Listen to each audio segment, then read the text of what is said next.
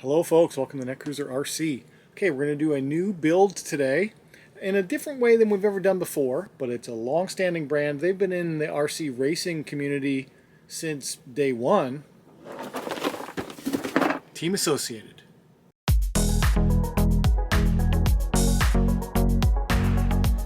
So yeah, back when I first got started in racing, which was early 90s, Associated was definitely my competitor. I was a Team Traxxas guy back when Traxxas made pro kits, which they no longer do. There was Team Associated, there was Losi, and there was Traxxas. That's how I grew up with racing. I understand that there's Tamiya and a bunch of other Japanese brands and stuff that have been doing it a very long time too, since the early 80s, but I first got into it in the 90s, and those were the three main brands that I was competing against. This is my first Team Associated race kit that I've ever built, and it took me this long to get there, 2021.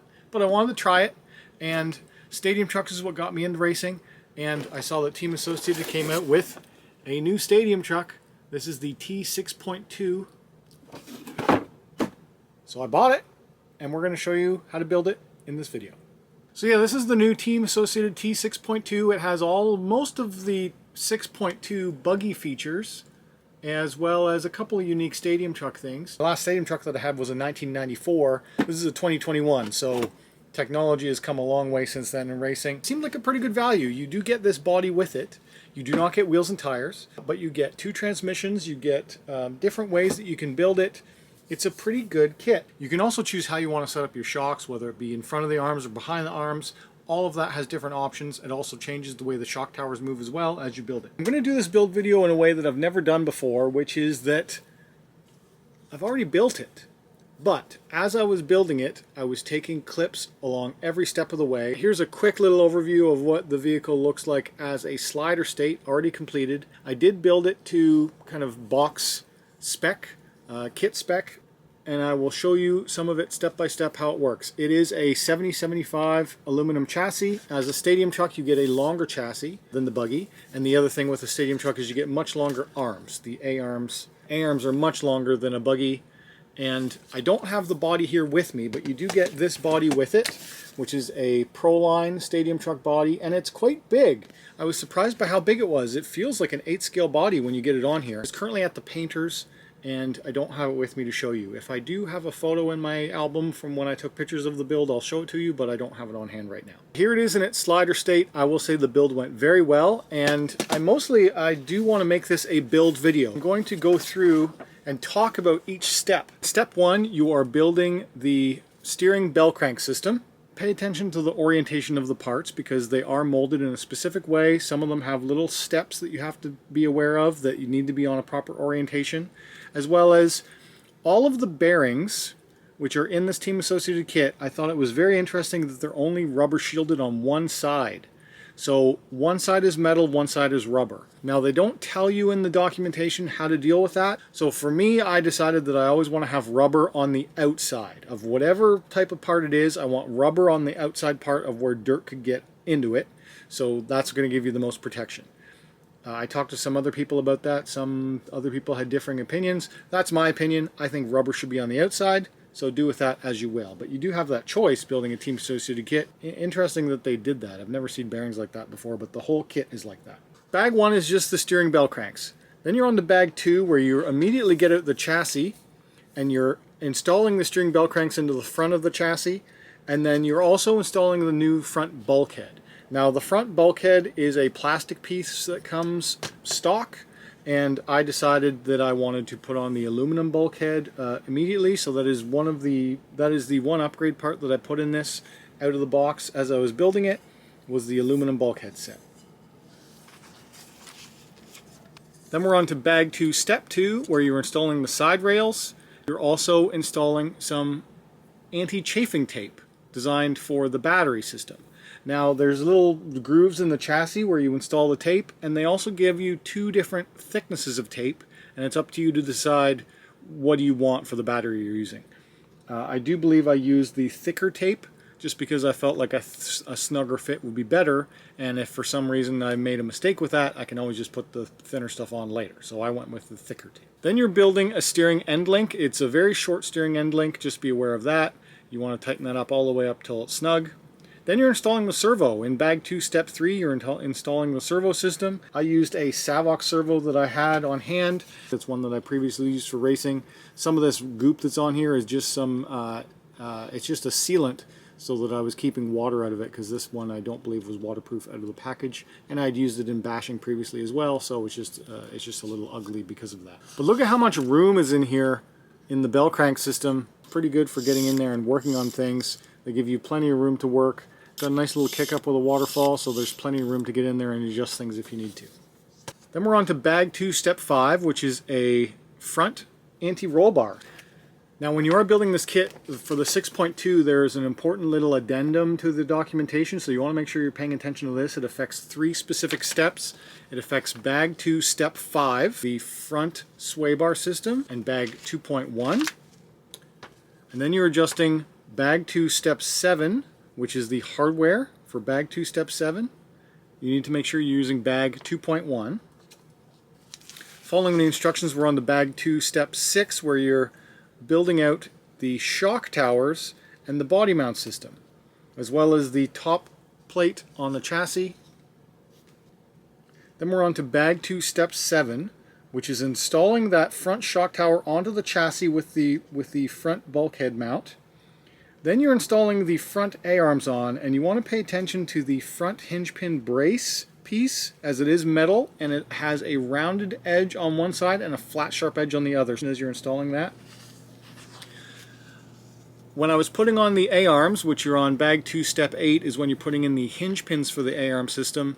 There isn't really a whole lot that you have to do for that. I was very happy with how free everything moved. I did not have to ream anything. I didn't have to do any kind of weird little adjustments to make everything fall under gravity. On a race car, you want to make sure that you don't have anything binding up. So usually when you're putting in your hinge pins into the arm, sometimes depending on how the car is designed, it can bind up a little bit. This one didn't have any problems with that at all.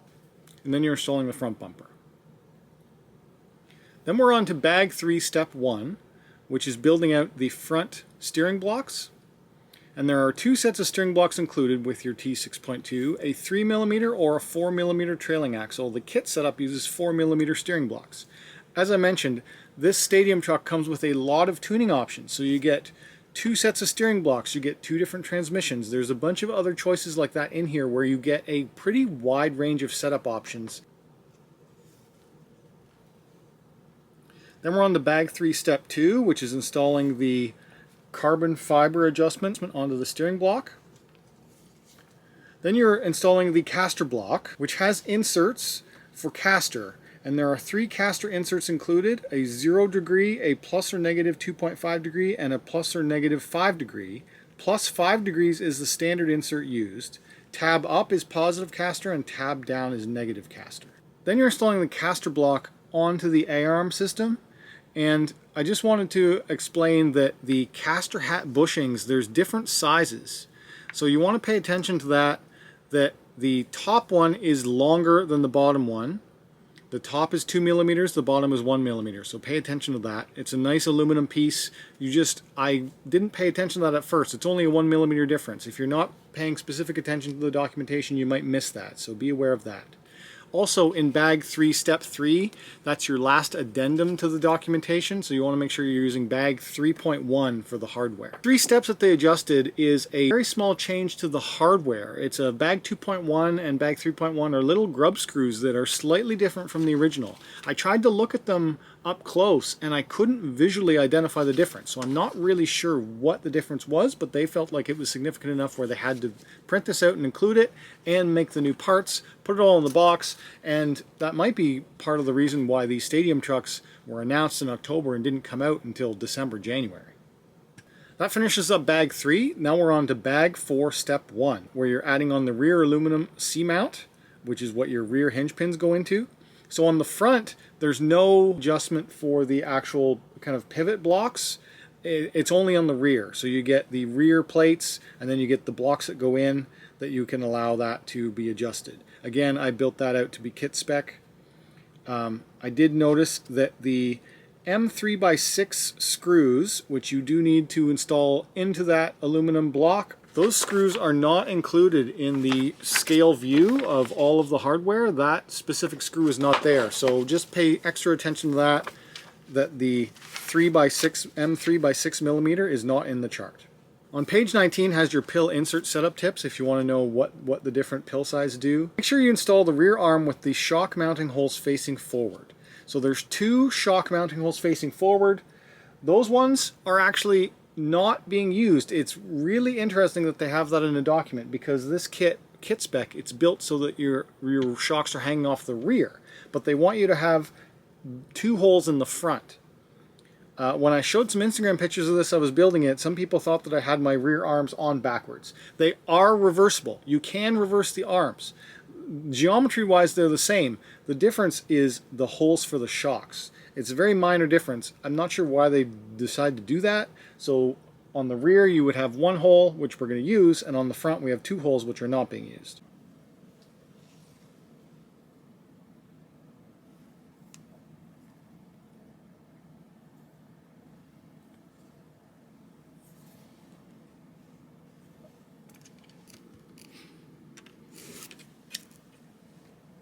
Then we're on the bag 5, building the ball differential. I used all of the stock lubrication that came with this, which is you do get diff lube, you get 3 30-second carbide diff balls. I made sure to pay attention to all the orientation of the diff. The bottom side of the gear has 3 injection dots. The side facing down will keep the diff balls from falling through the holes. I thought that was very cool. So the diff gear, it's made in a way so that you can put the balls in and they won't fall right through to the other side. Now, on some other manufacturers, they don't do that, and it's certainly a thing where you put in your diff ball and then you push it right through and it falls through the other side. So very cool by AE that they designed that diff gear where the balls are inserted and they cannot fall all the way through. Then you want to lubricate up your diff ring gears and the diff ball cup out drives, and then just sandwich that all together and screw it together. Then we're on to bag 5 step 2, where you're building out your thrust washer, which I have had difficulty building these in the past where some of the balls ran away on me on a TLR build. On this one I just was extra careful. I built it over a magnetic pit mat. I made sure that I had enough grease and everything where everything kind of stuck together. You've got your diff washers, put that over the big long screw, throw it up through the out drive, and then put the bearing in, sandwich it all together. And then this is where it's unique on bag 5 step 3 on how it all locks together. There's a locking T-nut and a thrust spring.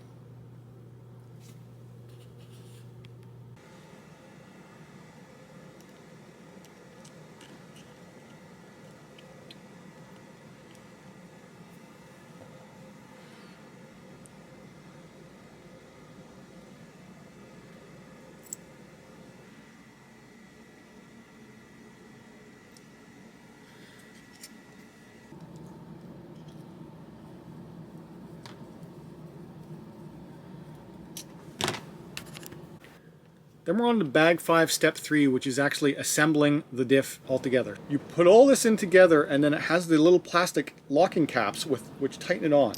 As you tighten the diff bolt, you will notice the T-nut ears moving closer to the bottom of the outdrive slot. This compresses the spring behind the T-nut. The nut should be completely compressed at the time the T-nut reaches the end of the slot. It does. You feel it bottom out. So once you hit that stop point, don't keep twisting or you'll break something or strip it out. So just go to where it stops and you're good. Do not over tighten the bolt. When you feel completely compressed, loosen the diff bolt by 1/8 of an inch of a turn. Your diff should now operate smoothly but with resistance as the outdrive moves in opposite directions. After you've driven the car once more, recheck the diff settings.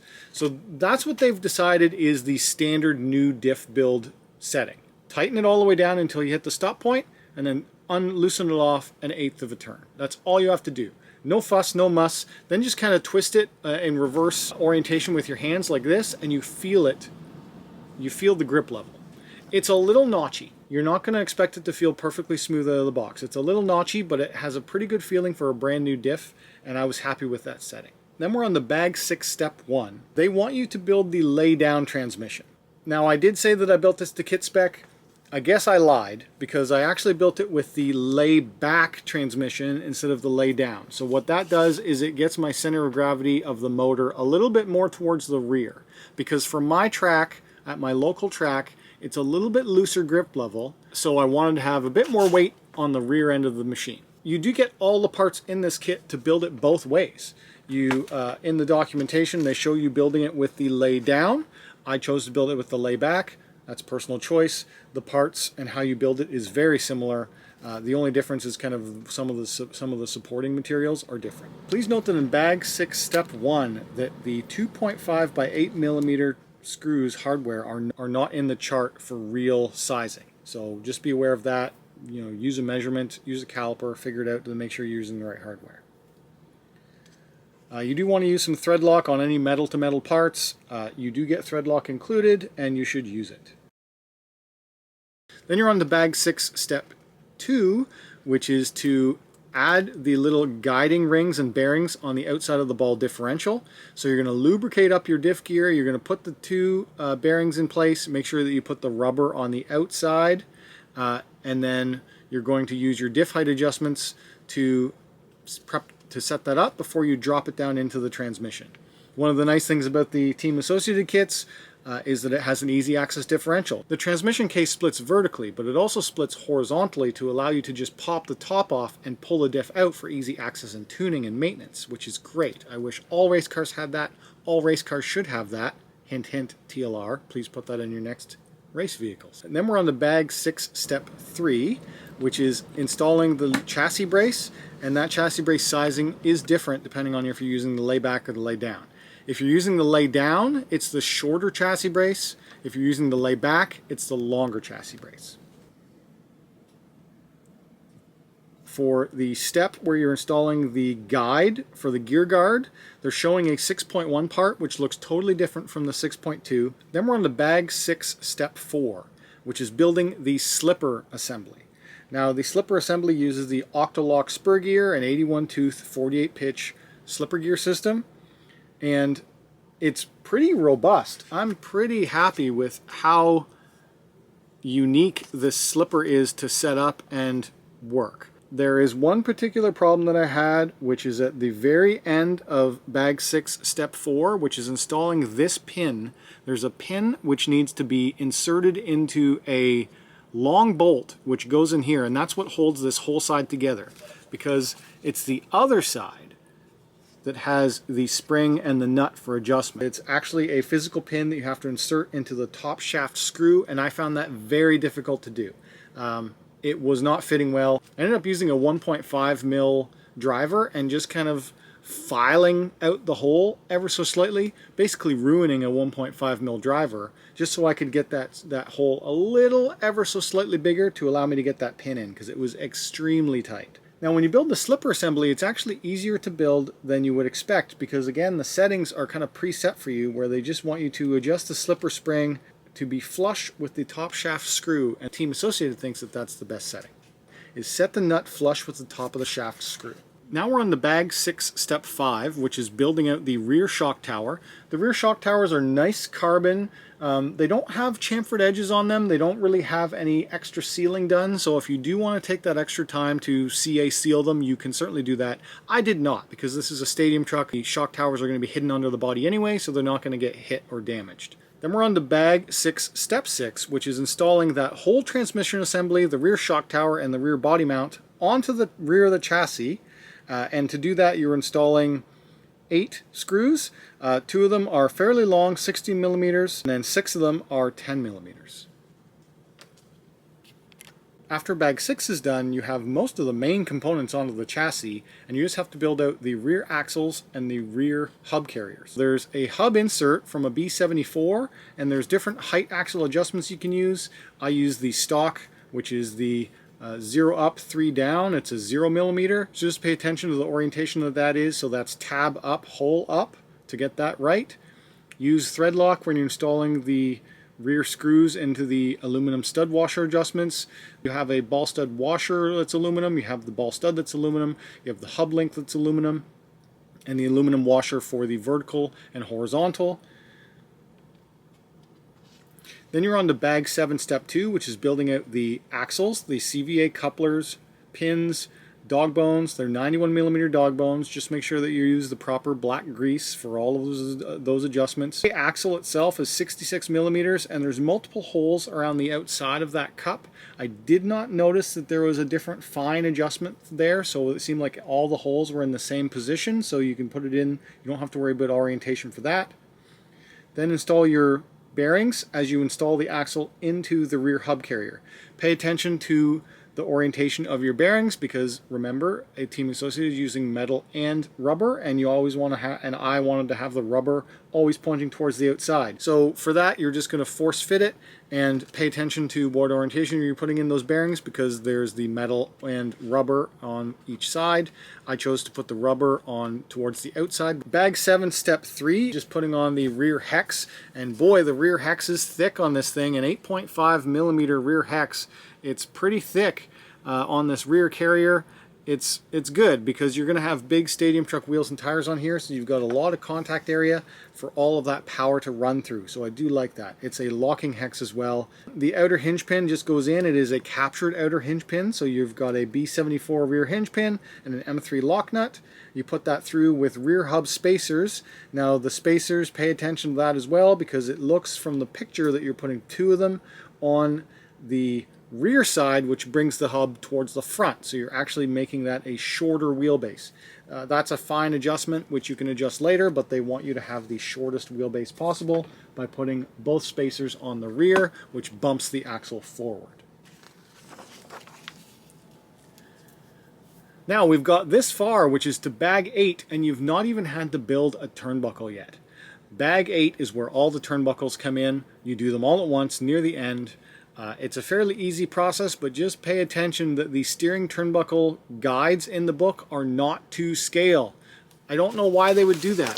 They spend all the time to print out the book and give you a nice picture of it, but they're not to scale. Pay attention to the orientation of the groove that's on the turnbuckle. That just makes adjustments later the same, so you always want to make sure that you have the notch towards the left side of the car. That's just the industry standard for adjustments. I do like that these are big hold access turnbuckles.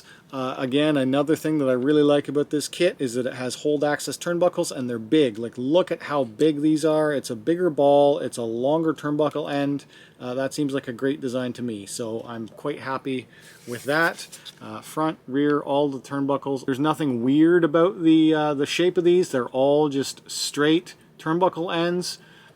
Seems like it's going to be very easy for adjustments and finding parts in the future. Then we're on to bag 9, which is starting to build the shocks. My first Team Associated shocks I've ever built, and I think that they came out quite well. They're a little squeaky. Not sure why. I did take my time. I did grease up the O-rings and stuff, which I'll mention, but they make a little bit of a squeak. But quality of materials, very good. The way that the shocks, the way that the pistons are mounted matters, so pay attention to that. There's an orientation on them. You always want to have it so that the sizing faces up, when numbers face up.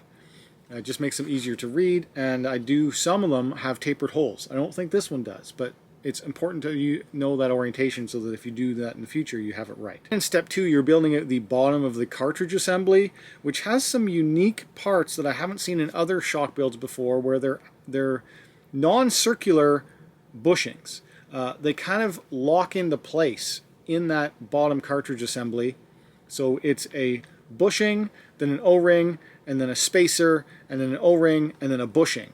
And all that compresses together, and that's your shock cartridge.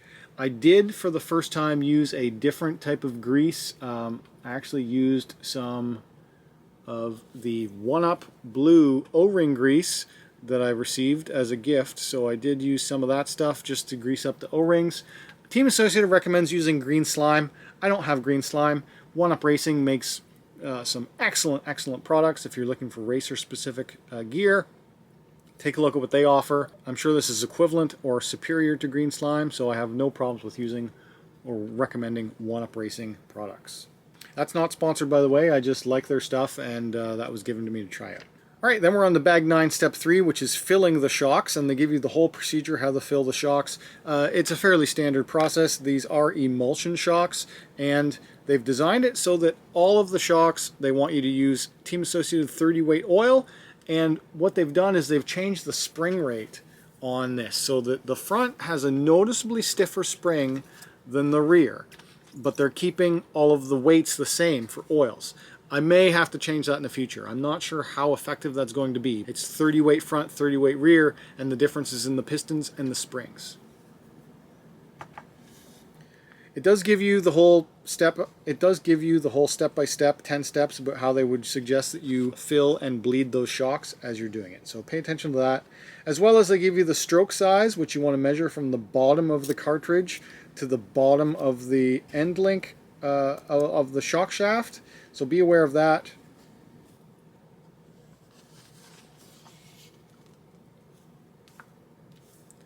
Then we're on to bag 9 step 4, which is just installing the springs and the collars and the spring perches. The spring perches, you do get 3 choices for that as well. Again, lots of tuning options here. You get a 0 mil, a 5 mil, and a 9 mil spring cup. The stock is the 5 mil, so that's what I used, front and rear. Then we're on to bag 9 step 5, which is actually installing the shocks on the front.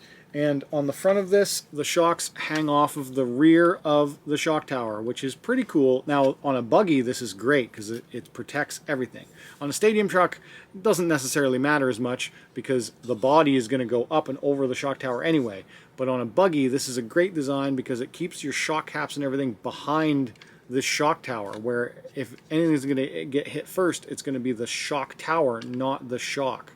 So I do like that, how they've designed that. Now when you're installing the shocks on the rear of the chassis, just pay attention to all the way all the hardware is designed to go on. Bottom of the shock, the pivot balls are non-symmetrical, so one side has a flange on it that's bigger than the other, so they recommend to put the flange against the A-arm. Then we're on to bag 10 step 1, which is installing the motor and the pinion, which I did not do because I don't have any electronics in this yet.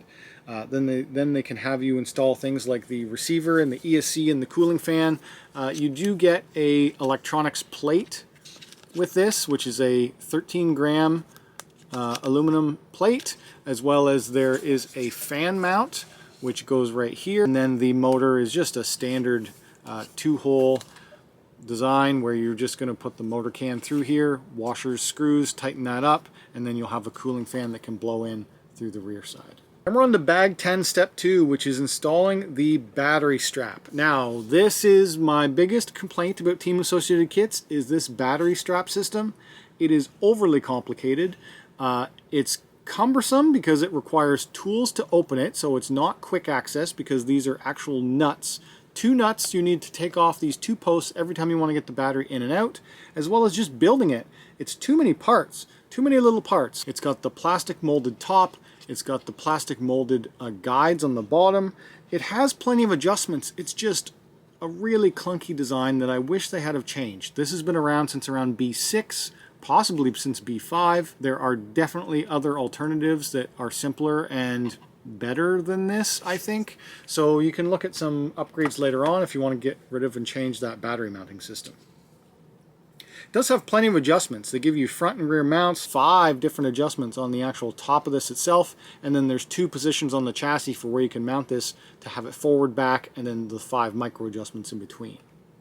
It's just more complicated than it needs to be. Then we're on to bag 10 step 4, which is them having you install wheels and tires, which none of this is included, so I don't know why they even include this step. It's just for if you didn't know that you should mount your tires, it shows you how to do this. You don't get wheels with this kit, so I'm not sure why they included that in the book. And then that's it. Your slider build is done. Once you get that battery tray in, you're pretty much done your build. All the rest of the stuff that's in the book is all optional changes. So it shows you how, if you want to, down here it shows you how, if you want to change your shock mounting position to be in front of the shock tower, that you need to change that. So if you wanted to have these shocks on the front of the shock tower, this whole shock tower system needs to move to the front of the bulkhead. So there's actual mounting and hardware changes here where this moves to the front of this mount, and then all of the shocks move to the front of the arms. So I may end up finding out that I have too much rear weight bias because I went with the lay-back transmission with the lay-back shocks as well. So everything's going to be laying back, This may actually be better for my track, but if I find that it's not, then I will change some things. Speaking of tweaking and tuning things, here's all of the rear block adjustments and how all of that can affect things. After you've done your main build, then they give you some painting tips, some toe and caster adjustment pill setup tips, the motor gearing. This is important for if you want to know your final drive ratio and calculating your gearing, how to set the gear mesh, how to set the diff height adjustments, how to choose your gearbox type, how to set your slipper clutch, how to set your caster, your front camber, your rear camber, things like adjusting the front and rear camber links do for roll center, how to adjust Ackerman and what that does, what the kick-up setting does, what axle height does, ride height, the wheelbase adjustment that I mentioned, roll bars, and shock mounts. Exploded parts diagrams explains how everything fits together and what all parts you would need to ever service it. And you're ready to put your electronics in, which is what I will be doing next.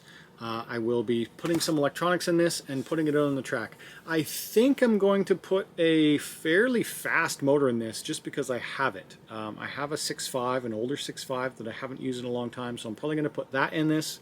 I'm going to move some speed controls around so that I have more of a mod-centric speed control I can put in this. I'm going to put in my old Tekin, which I have in my Yokomo, into this, and then the Yokomo is going to get a newer style Hobbywing stock spec, which will have more adjustments, but wouldn't be able to handle a motor of this turn.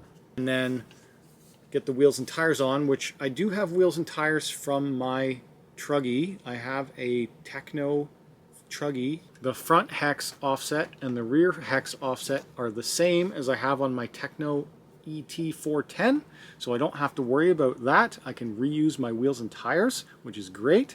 That saves some time and money. I do have the body sent to the painter, so we're almost ready to go with that, and then we can get it out on the track. From a tuning parts perspective, here's all of the extra parts that were left over from what I chose to not put into the vehicle. So this is the lay down transmission and idler gear, front steering blocks, sizes of spring perches, you get all your pill inserts. There's quite a bit of stuff here. Here's the front stock bulkhead, which I did not use, so this big plastic piece here used the aluminum upgrade part. Now you only get a small sticker sheet, but it should be adequate for what I plan on doing. I'm excited to show you my new paint when that's done. Alright, so that's the Team Associated T6.2 stadium truck. This is the newest stadium truck that they made as of late 2020, early 2021. And if you're excited to see that, I have a surprise for you. I have a 6.3D, which is Team Associated's newest buggy available, and I will be building that later this year. I'm in no rush to do it. I just came into an opportunity where I could get this, where there was stock, and I pulled the trigger on it. Hope you enjoyed this video. If you liked it, hit that like button. If you're new on here, subscribe. If you want to talk to me, leave a comment down below. And as always, thanks for watching.